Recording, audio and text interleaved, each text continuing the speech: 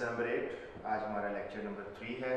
दो हमने कल दिए हैं जिसमें हमने बड़ी डिटेल में इसका पहला पैरा जो है द गुलिस्तान शादी, उसको हमने ट्रांसलेट भी किया, उसके सिनोनिम्स, उसमें हमने पंक्चुएशन देखी, एमसीक्यूज भी देखे और हल्का फुल्का सा ग्रामर का भी टाइप दिया। आज हम इसके जो सेकंड पैराग्राफ और पैराबल नंबर 1, स्टोरी नंबर 1, इसकी जो है वो स्टार्ट करेंगे। इसमें भी सेम ट्रांसलेशन, पंक्चुएशन, यही चीज़ें हैं। इसमें से जो शॉर्ट क्वेश्चंस वगैरह हैं वो बाद में डिस्कस करेंगे एंड में जो है एक्सरसाइज वाले जो है। और एक चैप्टर में से कुल हमने कितनी चीज़ें कंसंट्रेट करनी, कल भी हमने लिखा था। सबसे पहले डेफिनेटली ऑफ कोर्स ट्रांसलेशन, उसके बाद इसके सिनोनिम्स, तीसरे नंबर पर इसके एमसीक्यूज और नंबर 4 पे इसकी पंक्चुएशन। ठीक है। बुक फर्स्ट में हमारे ये आपके जहन में रहे तैयारी के लिए, जो हमारी बुक फर्स्ट है, इसमें ट्रांसलेशन 15 मार्क्स की है, सिनोनिम्स बुक फर्स्ट में से आपको आएंगे 5 मार्क्स के। ठीक है। एमसीक्यूज 3 मार्क्स के और पंक्चुएशन जो है ये 5 मार्क्स की, और इसके अलावा 5वां इसके अंदर होता है शॉर्ट क्वेश्चंस। लॉन्ग क्वेश्चंस आपके सिलेबस में शामिल नहीं। शॉर्ट क्वेश्चन इसमें से 9 आते हैं, आपको 6 करने होते हैं, कुल 12 मार्क्स के होते हैं। तो इन कुल मार्क्स को ऐड किया जाए तो ये 20, कुल 40 मार्क्स का पेपर जो है बच्चों ये बुक फर्स्ट में से आएगा। ठीक है। तो आपने इन चीज़ों को साथ के साथ जो है देखना है। आज के लेक्चर में हम ऐसे करेंगे कि इस दौरान पैराग्राफ के साथ साथ इसके सिनोनिम्स इधर अलग नोट करते जाएंगे, आप भी देखते जाइएगा, और प्लस आपको ये भी बताएंगे कि 5 ईयर पेपर्स के अंदर, प्रीवियस बोर्ड के अंदर ये वाले सिनोनिम्स हैं वो रिपीट होते हैं। ठीक है। तो पैराग्राफ नंबर 1 स्टार्ट करते हैं। Once a king and a Persian slave was sailing in the same boat. एक दफा एक बादशाह और एक फारसी गुलाम एक ही कश्ती में सफर कर रहे थे।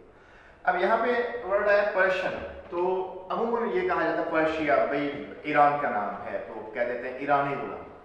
तो बच्चों जहन में रहे उस वक्त ईरान था ही नहीं। ये पर्शिया इंपायर, एक जिसकी बुनियाद जो है कोई लगभग 8वीं सदी में 785-51 में जो है वो रखी, सुपर पावर बनी थी ये उस वक्त जो है, और काफ़ी तकरीबन कोई 300-400 साल ये सुपर पावर रही। फिर मंगोलों ने इसका जो है वो इख्तिताम किया, तातारी थे, चीन से हमलावर हुए। तो पर्शिया और चीज़ है, ईरान और चीज़ है। पर्शिया की बाउंड्री बहुत वसी और इस थी, लीबिया, मिस्र और इवन इंडस वैली तक जो है इसके अंदर शामिल थे। ईरान तो छोटा सा है इसके सामने। तो अगर आप इसका तर्जुमा ईरानी करेंगे तो वो सेंस वाइज भी गलत हो जाएगा। और शेर सादी वैसे भी पर्शिया, फारस के रिहायशी थे, वो ईरान के रिहायशी नहीं थे। ये और बात है कि इस वक्त शिराज शहर जो ईरान के अंदर आता है, और पर्शिया का जो दारुल हुकूमत है वो तो बगदाद तो ईरान में प्रेजेंट जो है वो है। तो पर्शियन का तर्जुमा बच्चों आप लोगों ने ईरानी नहीं करना, वो गलत हो जाएगा। ठीक है। आप इसका तर्जुमा करेंगे फारसी। एक दफा एक बादशाह और एक फारसी गुलाम एक ही कश्ती में इकट्ठे सफर कर रहे थे। The slave had never been at sea and never experienced any problem. गुलाम ने पहले समंदरी सफर कभी नहीं किया था और ना ही उसे किसी आफत का तजर्बा था। क्लॉमिटी कहते हैं आफत को। इस जो आपका चैप्टर नंबर 8 है, इसमें से क्लॉमिटी वाला सिनोनिम क्लैमिटी या अक्सर आता है बच्चों, याद रखिएगा। इसे कहते हैं आफत को, मुसीबत, आफत, कुछ भी आप इसको कह सकते हैं। और सबसे ज्यादा सिनोनिम जो बोर्ड के अंदर इसका आया है वो आया है डिजास्टर। ये हम इसके ऊपर टिक लगा देते हैं, ऐसे अपने जहन के अंदर है। डिजास्टर सिनोनिम इसका तबाही की शक्ल के अंदर हम इसको यूज करते हैं, डिजास्टर, या फिर आप कैटास्ट्रॉफी भी आया हुआ है इसका। ऑर्डिनरी सेंस के अंदर ये trial, test, tribulation, affliction, trouble, misfortune, जितने मर्जी बना लें इस सेंस के अंदर। जो अगेन मैंने कल भी आपको बताया था कि बेटा सिनोनिम्स के जितने भी वर्ड्स हैं आप उनको याद नहीं करेंगे, आपके लिए बहुत दकीक हो जाएगा, बहुत मुश्किल हो जाएगा, बहुत लंबी चौड़ी एक लिस्ट जो इसकी बन जाएगी। ठीक है, तो सबसे ज्यादा इसका डिजास्टर, कैटास्ट्रॉफी, ट्रायल, फिर मिसफॉर्चून, डिफिकल्टी, ट्रबल, इस तरह के इसके जो है वो बन सकते हैं। ठीक, अब इसमें फर्स्ट सेंटेंस है, इसके अंदर जो है जो सेकंड सेंटेंस है, दो बातें आपने सबसे पहले इसके अंदर यूज हुआ है, the slave had once a king and a Persian slave was sailing in the same boat. ये इडियम है, be in the same boat. ठीक है, और दूसरा है the slave had never been at sea. याद रखिएगा इस पैराग्राफ में बेटा ये इडियोमेट्रिक एक्सप्रेशंस पे इस्तेमाल नहीं हो, ये कोई जनरल बता रहे हैं। अगर ये B in the same boat इसका मतलब होता है under same type of circumstances, मतलब एक किस्म के हालात का शिकार होना। एट सी होता है वरीड, अपसेट। अगेन बेटा यहां इनका ये तर्जुमा नहीं, यहां सिंपल है कि उस गुलाम ने पहले समुद्री सफर कभी नहीं किया था, वो बादशाह और गुलाम की कश्ती में सफर कर दे, ये सिंपल हम करेंगे यहाँ पर इसका तर्जुमा। वैसे ये इडियम्स है और हम आपको क्यों बता रहे हैं, सेकंड ईयर में आपका बकायदा इडियम्स का एक सवाल होता है। तो यहाँ पर आपको हमारे जब हम आपको इसको ट्रांसलेशन करवाएंगे इसके अंदर इन पर्टिकुलर जितने भी फ्रेजल वर्ब्स होंगे और जितने भी इडियोमेटिक एक्सप्रेशंस होंगे वो हम आपको साथ साथ बताते जाएंगे ताकि आप उनको ज़हन में रखेंगे, तो सेकंड ईयर में उनको याद करते वक्त आपको इंशाल्लाह आसानी होगी। ठीक है, तो अब इसका बाद हम तर्जुमा करना। एक दफ़ा या एक दफ़ा का जिक्र है कि बादशाह एक फारसी गुलाम एक ही कश्ती में सफ़र कर रहे थे। गुलाम ने समुद्री सफ़र कभी नहीं किया था और ना ही उससे किसी आफत का तजर्बा था। After some time the boat was hit by a storm. अगर हम लफ्ज़ी तर्जुमा करेंगे कि थोड़ी देर के बाद कश्ती तूफान से टकरा गई। टकराना वैसे भी उर्दू में हम एक मुहावराती सेंस के अंदर होता है, वो तूफान से टकरा गया, वो मुसीबतों से टकरा गया, और जिसके लिए टकराना यूज करते हैं वो ज्यादा बेहतर होता है, वो बेटर होता है कि उसने उस पर काबू पा लिया। तो हम इस सेंस के अंदर तर्जुमा करेंगे थोड़ी देर बाद कश्ती तूफान से टकरा गई तो वो नहीं बनेगा। या अगर हम ऐसे करते हैं कि थोड़ी देर के बाद एक तूफान कश्ती से टकराया, टकराना एक अगर आप थोड़ा सा इसको सेंस में देखिए मटेरियल टाइप, आप किसी दीवार से टकराए, टकरा के रुक गए, कारें आपस में टकरा गई, कार दरख्त से टकरा गई, लेकिन जब समंदर में तूफान आया कश्ती से टकराई वहां रुकी नहीं होगी, डेफिनेटली वो उसके अंदर चली गई होगी। तो इस तरह हम इसका तर्जुमा यहाँ टकराना थोड़ा सा आउट ऑफ प्लेस लगता है, तो हम इसका तर्जुमा ऐसे करेंगे थोड़ी देर के बाद वो कश्ती एक तूफान की जद में आ गई। क्या तर्जुमा करेंगे बच्चों, थोड़ी देर के बाद वो कश्ती तूफान की जद में आ गई एंड स्टार्टेड टॉसिंग, और हिचकोले खाने लगी, और हिचकोले खाने लगी। दूसरा इसमें जो वर्ड है सिनोनिम्स के लिए बच्चों, टॉस, हिलना, हिचकोले खाना।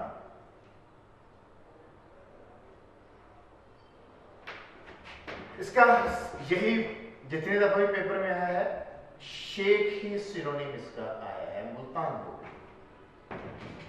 इस चैप्टर में से बेटा जितनी दफा भी आया है शेख ही इसका सिनोनिम आया है।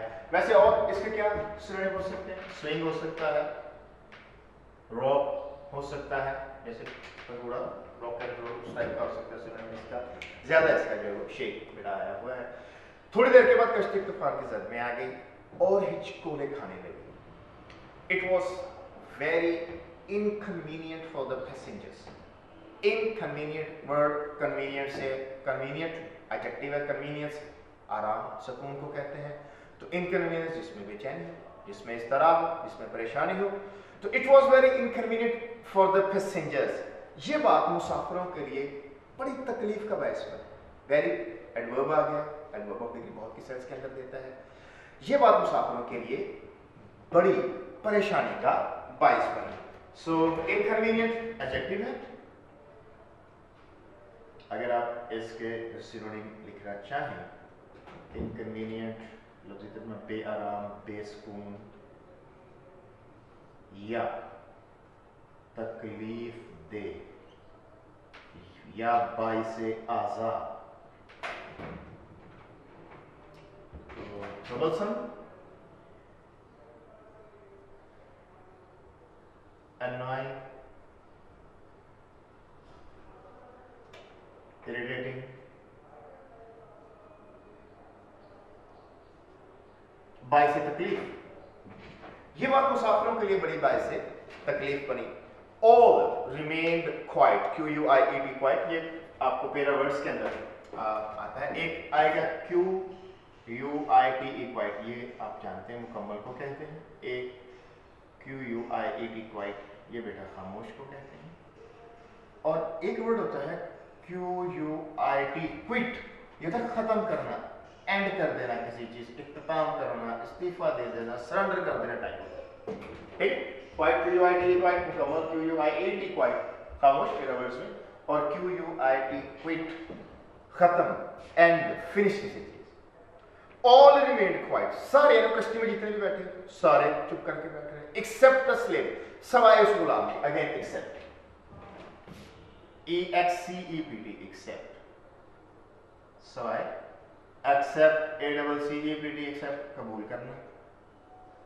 और एक बेटा एक्सपेक्ट होता है, तवक्को करना, उम्मीद करना किसी से। ठीक हो गया? ये एक पेरा वर्ड और ये बेटा दूसरा पेरा वर्ड। ठीक है, एक्सेप्ट सवाए, एक्सेप्ट कबूल करना, और एक्सपेक्ट तवक्को, एक्सेप्ट द स्लेव, उस गुलाम के सिवा। हु यानी ये रिलेटिव प्रोनाउन गुलाम के लिए। In fear of being trump, started to try and tremble. Cry चीखना चला, tremble कांपना, tremble अगर हम लिखें इसको, tremble बहुत दफा है इसके अंदर, कांपना, shiver आप कर सकते हैं इसका, quiver। ये शडर वर्ड आपने फर्स्ट चैप्टर के अंदर भी पढ़ा होगा, नॉर्मल शडर, प्ले वन में पढ़ेंगे शडर, ये बार बार आएगा। और शडर का सबसे ज्यादा सिनोनिम ट्रेम्बल या शिवर, ये एक दूसरे के सिनोनिम्स है बेटा, रिपीट होते हैं। जिसने डूब जाने के खौफ से चीखना चिल्लाना और कांपना शुरू कर दिया, यानी सारे मुसाफिर चुप करके बैठे रहे सिवाय उस गुलाम के जिसने डूब जाने के खौफ से चीखना चिल्लाना कांपना शुरू कर दिया। जब ये पैरा कंप्लीट हो जाएगा तो इस पैरे के कंप्लीट होने के बाद हम इसकी बामुहावरा ट्रांसलेशन पढ़ के आपको दोबारा रिपीट करेंगे ताकि आपके ज़हन के अंदर जरूर बैठ जाए। And created inconvenience for the others, और दूसरों के लिए भी बेचैनी पैदा कर दी। लफ्ज़ी तर्जुमा, बामुहावरा तर्जुमा, दूसरों के लिए भी तकलीफ का, बेचैनी का, बेआरामी का सबब बना, यानी कि दूसरे पुरसकून थे, जब उसने चीखना चलाना शुरू कर दिया वो परेशान हो गए। अब हमने इनकन्वीनियंट यहाँ ये लिखा हुआ है, ये एडजेक्टिव है, इनकन्वीनियंस अगर हम लिखते हैं ये इसका नाम हो जाएगा।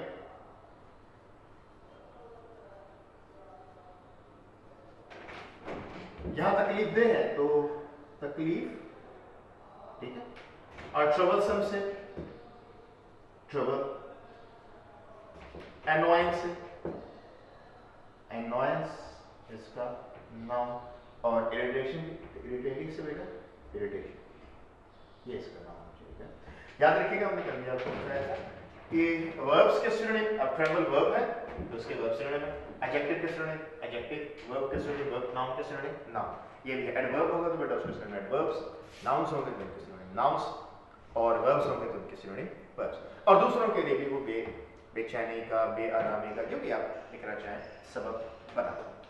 The others tried to pacify him, दूसरे जितने भी थे वो मैंने try, कोशिश करना, हम सब लोग pacify, तो सुकून करना, तसल्ली देना, किसी का हौसला बढ़ाना, through kindness and affection, दोनों एक दूसरे के सेने में हमदर्दी, मोहब्बत, प्यार, दूसरे ने उसको प्यार मोहब्बत से पुरसकून करने की कोशिश की या चुप करवाने की कोशिश की, but he didn't hear anyone, मगर उसने किसी की एक न सुनी, यानी चुप करवाते रहे उसको, उसने चुप नहीं किया। पैसिफाई है पुरसकून करना, खामोश करना,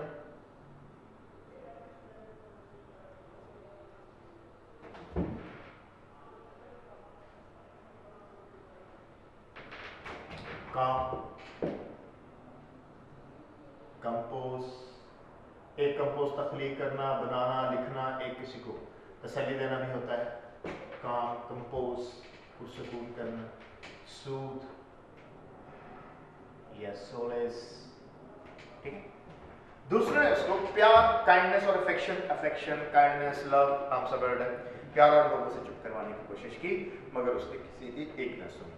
When the uneasiness lasted longer, last यहाँ पर बेटा as a verb, as an adjective आखिरी होता है, आखिरी नंबर पर पोजीशन के लिए होता है।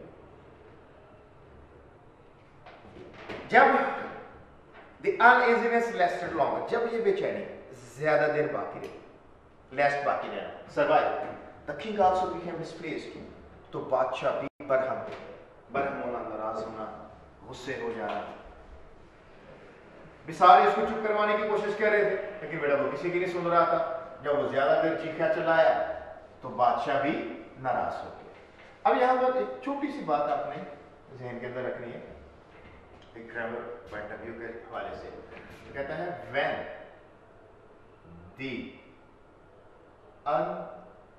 uneasiness lasted long, the king also became displeased.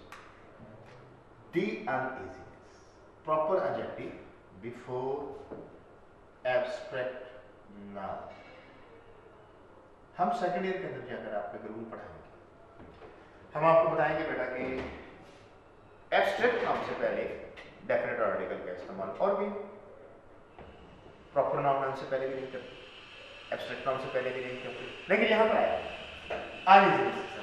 क्यों? याद रखिएगा किसी भी नाउन को प्रॉपर है वो बेटा एब्स्ट्रैक्ट है, आप उसको स्पेस और टाइम में रिसीव करेंगे तो आप उसके साथ डेफिनेट आर्टिकल का इस्तेमाल करेंगे। ये बेचारी कौन सी है? वो जो पहले उसने यूज किया, and created inconvenience for the others. ये जो अनइजीनेस है ये उसी इनकन्वीनियंस को रेफर कर रही है जिसके हमने सिनोनिम भी लिखे हैं, ये उसी अनकन्वीनियंस को रेफर करे। इसी वजह इसके साथ क्या है? दा, ठीक है। दा और दी दोनों प्रोनाउंस करते हैं, दा जब आगे कॉन्सोनेंट हो, दी जब आगे वावल साउंड हो। When the uneasiness lasted longer, last हमने बताया एज ए वर्ब, बाकी रहे, ये भी सिनोनिम्स में काफी दफा है। Remain, stay, linger, survive, remain और स्टे बेटा इसके देख लें। जब ये बेचारी ज्यादा देर बाकी रही तो बादशाह भी बरहम हो गया। बरहम होना, नाराज होना। अब इसमें ये कौन सी आएगी? बरहम, ऐसे। तो बादशाह भी बरहम हो गया। इन दैट बोट, उसी कश्ती में, there happened to be a sergeant, इत्तफाकन, happen to होता है बाय चांस, अब का by chance, happen by chance, इत्तफाकन एक sergeant भी था। Who said, उसने कहा, किससे कहा? बादशाह से कहा। With your permission, अगर आप मुझे इजाजत दें, मैं एक फाइटर हूं तो मैं इसको चुप करवा, अगर आप मुझे इजाजत देते हैं तो मैं इसको चुप करवा देता हूँ। किसने कहा? सार्जेंट ने। अब सार्जेंट के यहाँ पे तर्जुमा क्या होगा? मोटी जो सिपाही, दारोगा। असल में ये सार्जेंट जो वर्ड है ना, हमारे जो सराउंडिंग्स हैं, सिनारियो है, उसमें एग्जिस्ट नहीं करता। सार्जेंट जो है हमारे यहाँ कांस्टेबल होते हैं, एएसआई होते हैं, एसएचओ साहबान होते हैं। सार्जेंट होता नहीं तो हम तो तर्जुमे में कहते हैं बच्चे बेहतर है सार्जेंट को सार्जेंट ही लिखें, क्योंकि ये फॉरेन कंट्रीज में होता है, वहां पर ये पुलिस के अंदर शायद कोई होता है सार्जेंट का, या फौज के अंदर होता है, तो अब सार्जेंट को सार्जेंट ही लिखें, सिंपल। उसी कश्ती में इत्तफाक एक सार्जेंट भी था, उसने कहा अगर आपकी इजाजत हो तो मैं इसको चुप करूं, it will be a great favour, ये आपका बड़ा एहसान होगा। सेट द किंग, बादशाह ने कहा। फेवर, फेवर कहते हैं एहसान, एहसान गुड डीड,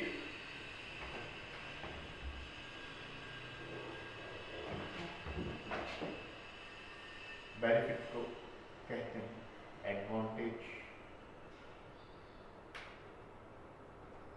ब्लेसिंग, ये आपकी बड़ी मेहरबानी होगी अगर आप इसको चुप करा दें। किसने कहा बेटा? सार्जेंट ने कहा। बादशाह ने कहा ये आपकी बड़ी मेहरबानी होगी अगर आप इसको चुप करवा देंगे। The sergeant ordered the slave to be thrown into the sea, into the water, so that he could have experienced the true danger of being drowned.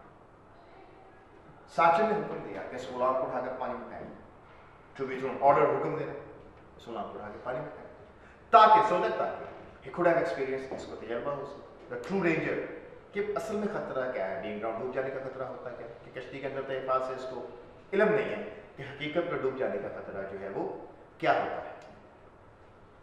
Two persons threw him in the sea, दो आदमी उठाकर उसे समुद्र में फेंक दिया, throw आम सी बात है, आम सा वर्ड है। And when he was about to be drowned, और जब वो डूबने ही वाला, जब उन्होंने देखा about तकरीबन ने approximately करीब को कहते हैं तकरीबन, they pulled him back approximately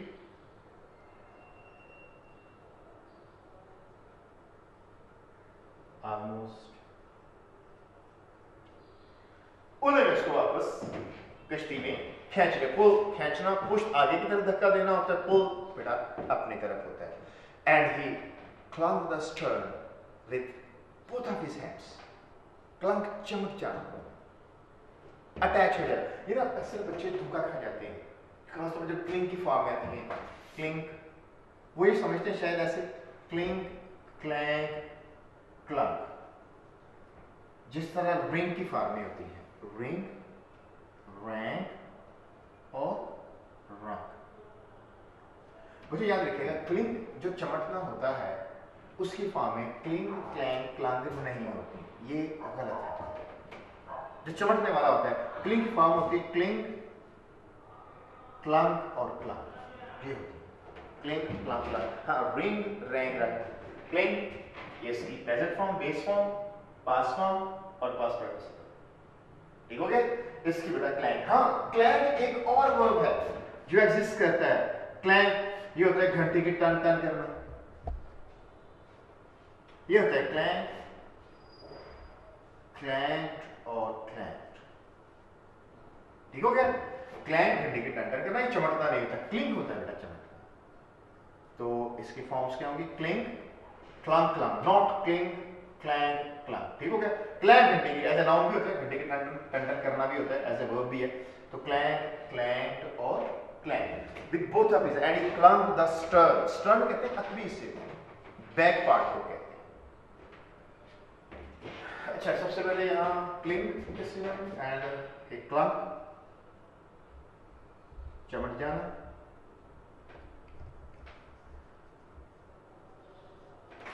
attach, latch, fix, ठीक है। स्टर्न, हाँ स्टर्न पेपर्स में आया हुआ बेटा कई दफा, आमतौर पर ये एज एन एडजेक्टिव, अपना पर्सन भी बहुत स्टर्न है, बहुत सब है, तो वो इस किस्म का जो है वो यूज करते हैं। तो यहाँ पर ये एज ए नाउन है, अकबी से को कहते हैं, अकबी हिस्सा, ये पेपर्स में आया हुआ है। स्टर्न बैक पार्ट को कहते हैं, बैक पार्ट या हाइंड पार्ट ऐसा जो होता है, with both of his hands, अपने दोनों हाथों से। Then he sat down and remained quiet, फिर वो नीचे बैठ गया और चुप। This appeared strange to the king, ये बात बादशाह को बड़ी अजीब लगी कि पहले इतना शोर मचाया हुआ था, अभी जब इसको समंदर में फेंका गया है और जब इसको बाहर निकाला गया है, ये बड़े आराम से चुप करके बैठ गया है। इसको आप इसको रखिएगा। आखिर उसमें ऐसा क्या हुआ कि ये बिल्कुल चुप कर गया है? And he could not comprehend the wisdom in the action taken by the sergeant. Comprehend बेटा समझना, विजडम अक्ल को कहते हैं, action Amal fail taken by the sergeant जो सार्जेंट ने किया, और वो उस सार्जेंट के इस फेल छुपी हिकमत को ना समझ सका। एंड आस्क्ड फॉर इट, और उसने इसके बारे में पूछा। अच्छा, इसमें एक छोटी सी बात जो है ग्रामर के हवाले से, उसने कहा the sergeant order the slave to be thrown into the sea so that he could have experienced the true danger of being drowned। याद रखिएगा, so that जब भी फिगर के अंदर आए तो आप आपने इसके आगे जो प्रेफर करना है सो दैट के आगे कि कौन सा जो है आप मॉडल कोड जो इसके आगे लगाएंगे, तो बेटा वो होगा मे या माइट। मे किस सूरत में होगा? अगर आगे पीछे फर्स्ट फॉर्म होगी, और माइट किस सूरत में होगा? अगर आगे सेकंड फॉर्म होगी, पीछे सेकंड फॉर्म हो। कैसे मैं आपको फिक्र से समझाता हूं। He works hard, he works hard so that he may pass। ठीक हो गया? तो इस सूरत में अगर हम इसको पीछे पास कर देंगे, he worked hard so that, तो यहाँ पर फिर बेटा चूंकि पीछे पास हुआ उम्र ये होता है पीछे पास हो तो आगे भी पास, ही अब मे की जगह क्या हो जाएगा? माइट पास। ठीक है, अब ये नहीं सो दैट के बाद जो है कैन नहीं आ सकता, वो गलत है। इस सेकंड प्रेफरेंस के ऊपर है। फर्स्ट प्रेफरेंस जो है आप उसमें बेटा कौन सी देंगे? वो मे को। ठीक है, ताकि उसे डूबने के एक खतरे का तजर्बा हो सके। दो आदमी उसको उठाकर समुद्र में फेंक दिया। जब वो डूबने वाला था तो उन्होंने उसको वापस कश्ती में खींच लिया और उसके अटबी हिस्से के साथ अपने दोनों हाथों से चमट किया। फिर वो चुप कर गया नीचे पे। बादशाह को बड़ी अजीब लगी और वो सार्जेंट के इस फेल में छुपी हिकमत को न समझ सका। कॉम्प्रिहेंड, समझना। ठीक है, सिनोनिम्स की तरफ हम वापस आते हैं।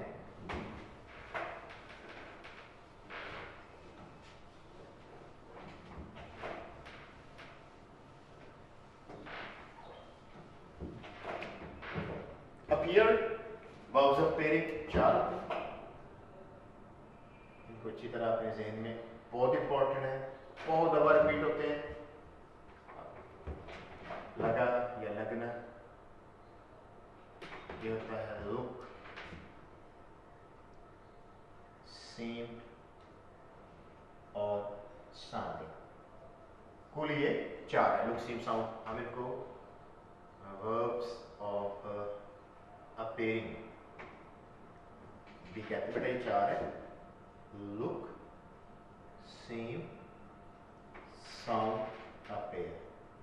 ठीक है, इनकी एक और भी खसूसियत है, वो ये है कि जनरली हम जानते हैं कि वर्ब्स अपने बाद बेटा एडवर्ब्स लेते हैं, लेकिन जो वर्ब्स ऑफ अपीयरिंग है ये अपने बाद एडजेक्टिव लेते हैं। यानी वर्ब्स ऑफ अपीयरिंग के बाद आप क्या लगाएंगे बेटा? एडवर्ब है। क्या आएगा? एडजेक्टिव। ठीक हो गया? ये वर्ड आम सा शी लुक्स ब्यूटीफुल।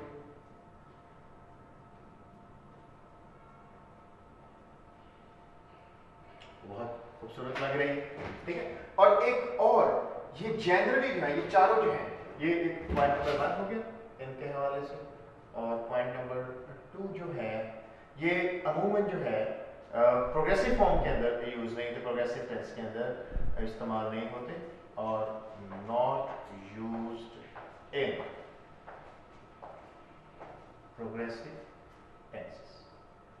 ठीक है, ये 2 बातें। एक तो अब इनके बाद इन चारों के बाद जो है क्या एडवर्ब नहीं लगाएंगे, क्या लगाएंगे बेटा? एडजेक्टिव। और दूसरा आपने इनके बाद क्या करना है? कंटीन्यूअस फॉर्म के अंदर इनको इस्तेमाल नहीं करना, आपने इनको प्रोग्रेसिव टेंसेस के अंदर इस्तेमाल नहीं करना। जैसे शी लुक्स ब्यूटीफुल, या हम हालांकि उर्दू में कहते हैं जी वो बहुत खूबसूरत लग रही है, लेकिन इंग्लिश में नहीं होगा, शी इज लुकिंग ब्यूटीफुल। तो बेटा ये कितनी होगा? ये ठीक है, आपने इनको प्रोग्रेसिव फॉर्म के अंदर इस्तेमाल नहीं करना। ठीक हो गया? अच्छा, and could not comprehend, disappeared straight to the king and could not comprehend। comprehend रह गया जनाब। comprehend बेटा समझना,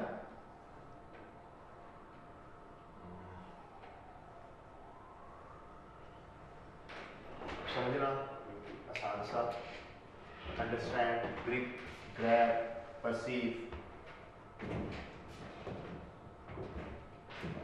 समझना, तो ये हो जाएगा grip, grab, perceive, even understand. ठीक है, अच्छा, कॉम्प्रिहेंड के साथ एक वर्ड होता है एप्रीहेंड। इन दोनों में फर्क है, एप्रीहेंड भी समझना होता है और कॉम्प्रिहेंड भी समझना होता है। इन दोनों में फर्क है। एप्रीहेंड होता है अगर आपको कोई खौफ किसी के अंदर जो बात ऐसी है जिसके अंदर आपको खौफ, कोई साजिश, कोई इस तरह की बात की समझ आ रही है, ठीक है। फिर एप्रीहेंड वर्ड होता है, वैसे कोई जनरल चीज है, मतलब आप कोई सवाल समझ रहे हैं, आपको लेक्चर, आपको फिर वर्ड एप्रीहेंड नहीं यूज कर, जैसे his lectures are easy to apprehend या कॉम्प्रीहेंड। तो एप्रीहेंड तो गलत है, उसमें खौफ की बात तो नहीं, ठीक है। आप लिखेंगे his lectures are easy to comprehend, ये वर्ड अंडरस्टैंड इस्तेमाल कर सकते हैं। तो वो साजन के इस फेल में छुपी हिकमत को न समझ सका एंड आस्क्ड फॉर इट, और इसके बारे में इसने पूछा भी आखिर क्या इसमें ऐसी हिकमत है। पहले इसने इतना शोर मचाया हुआ था, और जब इसको जो है समंदर में फेंक दिया गया और बाहर निकाला गया, उसके बाद ये बिल्कुल चुप करके बैठ गया, इसमें क्या हिकमत है। और उसने इसके बारे में आस पास मुतालबा करना, पूछना। अच्छा, विजडम, विजडम क्या कहना चाहिए,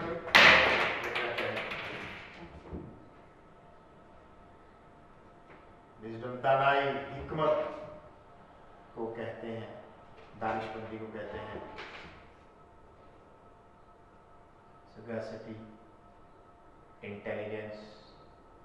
कल भी हमने लिखे थे सिनोनिम थे जीनियस, और मैं इसमें छुपी हिकमत को ना समझ सका, उसके बारे में पूछा तो साथ में उसको जवाब दिया।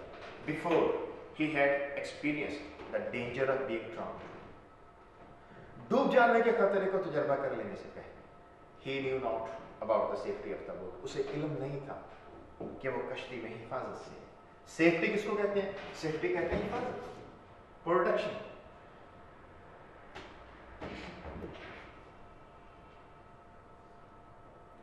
ठीक हो गया, protection, security, shelter type, refuge भी इसका हो सकता है। उसे इल्म नहीं था कि वो कश्ती में हिफाजत से।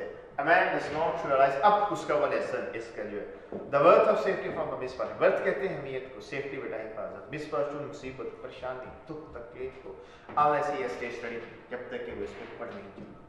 मतलब क्या कि मुसीबत से बचे रहने की कदर इंसान उस वक्त तक नहीं करता जब तक कि वो उस मुसीबत में पढ़ नहीं जाता।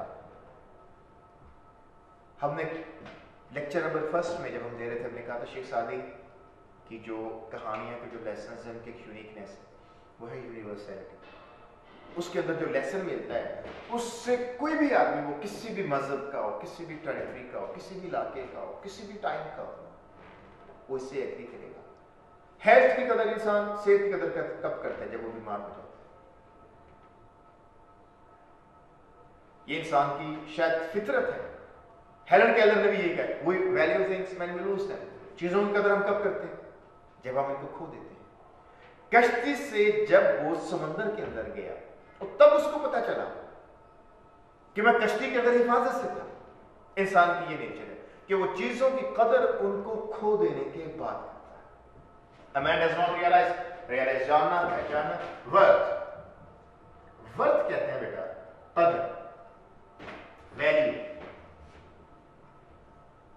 प्राइस, कॉस्ट, मिसफॉर्चून मुसीबत।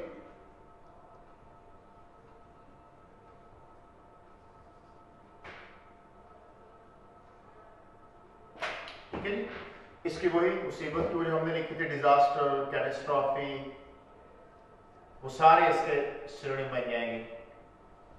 वो जो हमने पहले नोट किए हैं, डिजास्टर, कैटास्ट्रॉफी, ट्रायल, मिजरी, ये सब है इसके synonym. Unless he has studied, जब तक कि वो उस मुसीबत में पड़ नहीं जाता, जब तक वो उस मुसीबत का शिकार नहीं हो जाता। टेस्टेड मजीद मतलब चखना होता है, यहाँ पर इसका मतलब तजर्बा होना, उसमें पढ़ना, experience, under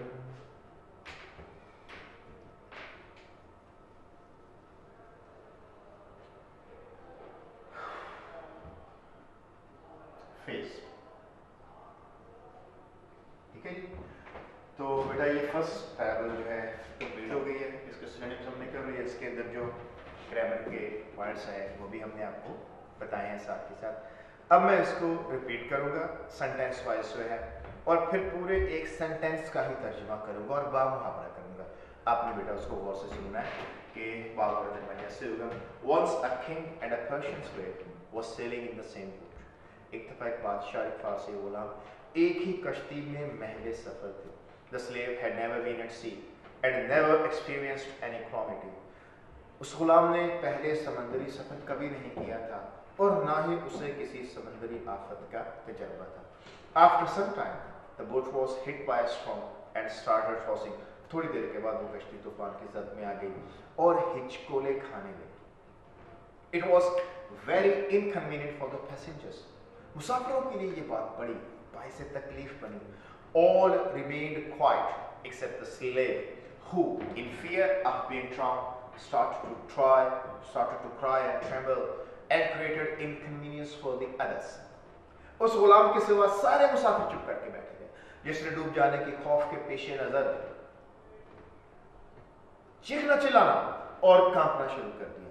The others tried to pacify him through kindness and affection, but he did not hear anyone. दूसरे ने उसको प्यार और मोहब्बत से चुप करवाने की कोशिश की, मगर उसने किसी की एक न सुनी। When the uneasiness lasted longer, the king also became displaced. जब ये बेचैनी ज्यादा देर बाकी रही तो बादशाह भी बरहम हो गया। In that boat there happened to be a sergeant who said, उसी कश्ती में इत्तफाकन एक सार्जेंट भी था। उसने बादशाह से कहा, With your permission, may I quiet him? अगर आप इजाजत दे तो मैं इसको चुप करवाऊं। It will be a great favor, the king replied. बादशाह ने जवाब दिया, ये आपका बड़ा एहसान होगा। The sergeant ordered the slave to be thrown into the water, and so that he could have experienced the true danger of being drowned. Sergeant ने हुक्म दिया कि इस गुलाम को उठाकर पानी में फेंक दिया जाए ताकि इसे डूबने के हकीकी खतरे का तजर्बा हो सके। Two persons threw him in the sea, and when he was about to be drowned, they pulled him back to the boat. दो आदमी उठाकर उसको पानी में फेंक दिया और जब वो डूबने ही वाला था उन्होंने उसको वापस कश्ती में खींच लिया। And he clung the stern with both of his hands, then sat down and remained quiet. और वो अपने दोनों हाथों से कश्ती के अकबी हिस्से के साथ चमका। फिर वो नीचे बैठ गया और चुप कर गया। This appeared strange to the king, who could not comprehend the wisdom in the action taken by the sergeant. ये बात बादशाह को बड़ी अजीब सी लगी, जो सार्जेंट के इस फेल में छुपी हिकमत को ना समझ सका और उसने इसके बारे में दरियाफ्त किया। The sergeant replied, सार्जेंट ने जवाब दिया, Before he had experienced the true danger of being drowned, he knew not about the safety of the boat. डूब जाने के खतरे को तजर्बा करने से पहले उसे इल्म नहीं था कि वो कश्ती में हिफाजत से है। A man does not realize the worth of the safety from the misfortune unless he has tasted it. मुसीबत से बचे रहने की कदर इंसान उस वक्त तक नहीं करता जब तक कि वो उस मुसीबत का शिकार नहीं हो जाता या जब तक वो उस मुसीबत में पढ़ नहीं जाता। बेटा याद रखिएगा, ट्रांसलेशन और बामुहावरा ट्रांसलेशन जो है वो बहुत ज़रूरी है। अब यहाँ पे एक छोटा सा शायद सवाल आप लोगों के ज़हन के अंदर पैदा हो कि हम लोग जो है आपको स्टडी लिखवाते हैं, यहाँ पर जो है बहुत सी जगह ऐसे शायद इसको ऐसा समझा जाए इतना ये टाइम टेकिंग प्रोसेस है, टाइम कंज्यूमिंग प्रोसेस है। बेटा बात ये होता ये है कि बुक्स है मार्केट के अंदर बेतहाशा ले लोगे, वो लोग सिनोनिम लिखते हैं। सिनोनिम क्या मतलब उनके पास कोई भी थिसॉरस है, वो खोल लेंगे उसको और वहाँ से लिखना शुरू कर दो। 8, 10, 12 किस लिए? Just to impress the reader, impress the student, aggrandize करते उसको स्टूडेंट की जान पे बन जाती है। वो कितने वर्ड्स याद करे, किस किस वर्ड को अपने जहन के अंदर रखे, अपनी मेमोरी के अंदर रखे, तो उसके लिए छोटा सा हल। दूसरा, यहां पे लिखने का मकसद आप इसको नोट करें खुद। जब आप नोट करेंगे, जब आप लिखेंगे तो उसका मेमोरी इंपैक्ट होगा, आपके जहन में रहेगी वो बात, ज्यादा देर तक टिकेगी। दोबारा जब आप उन वर्ड्स को देखेंगे, दोबारा जब उनके मानी याद करेंगे तो वो पहले की निस्बत कम टाइम कंज्यूमिंग हो गए, ज्यादा वक्त में कम वक्त में ज्यादा अच्छी तरह याद। और साथ में जो जो वर्ड्स जिन पर हम आपको निशान रखवाते हैं उनको भी बेटा आपने बहुत अच्छी तरह करना है, उनके ज़हन के अंदर रखना है। कई दफ़ा ऐसे synonyms as it is repeat हो जाते हैं। फिर एक आपके पास एक फहरिस्त बनती जाएगी कि इस चैप्टर के अंदर, इस पेज के ऊपर, इस पैराग्राफ के अंदर कौन कौन से वर्ड्स ऐसे हैं जो बार बार रिपीट हो रहे हैं, और कौन कौन सा सिनोनिम जो है वो उनका बार बार रिपीट हो रहा है, आप लोगों को याद करने में, याद रहने में सारे। अगेन सिनोनिम्स के अंदर सबसे मेन चीज वो आपको पहले बताइए कि आपने उर्दू में मीनिंग सबसे पहले इसका फोकस करना है। उर्दू में मीनिंग आपको हर हाल में आना चाहिए।